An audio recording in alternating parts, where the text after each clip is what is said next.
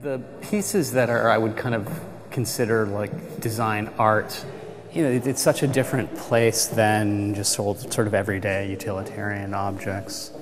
I think there's things that kind of cross over between those conceptually, but I think I'm almost more interested in the everyday, the toasters and the you know, things that we touch. I'm really interested in how a lot of these designers work in so many different media and so many different forms. And that's what I think I really like, is it's really an aesthetic, and they're spreading it across all different, you know, utilitarian objects to, you know, the kind of so-called design art objects. So this is what a $1.5 million chair looks like. I said there was a guard over here before, just like guarding this thing. Yeah, exactly, because it is. Oh, Mike! Wow.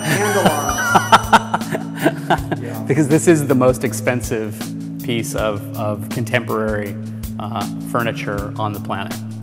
I think it's interesting that like someone like Marc Newson can design that $1.5 million chair, but he can also do a dish drying rack or a cell phone or something. Marc trained as a jewelry maker first, before he got into furniture and to other kinds of industrial design. It's interesting, we show the air chair by Jasper Morrison being manufactured in the film. Oh, really? But we don't have an interview with Jasper because he's notoriously interview shy. So, but we did get a chance to go to Milan and show the manufacturing process of this chair. One of the things I liked about this was that, you know, it harks back to, obviously, to modernism, which is one of my favorite subjects. But it also, these designers so embrace new materials. Opens the film and you see a little bit of the process behind it. You also get to see kind of how these things are, the injection molding process, which is, I think, pretty cool. All this kind of white pellets go in and then, you know, out comes this white chair. Just a clean lines, and people might say it's sort of, you know, maybe boring when you kind of strip it down to the bare elements, but I think there's a real beauty in this. And Jasper has worked a lot with Naoto Fukasawa, the Japanese designer, who kind of shares the same kind of aesthetic.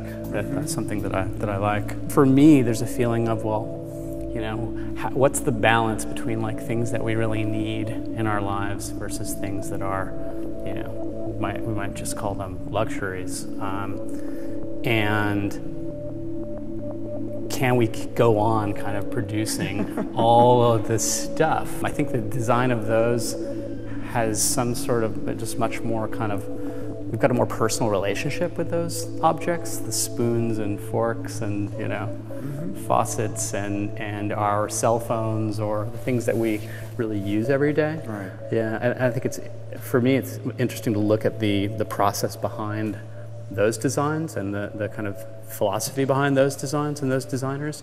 I mean, I love all the, you know, spun carbon fiber, you know, couches, but basically no one's ever going to get to sit on that thing. It's an art object. Right. It's so closely akin to sculpture. If it's something that we're only going to use for a year or two before we upgrade it or before it breaks, then it really should be designed accordingly. Yeah, designed to be kind of recycled or disposed of easily.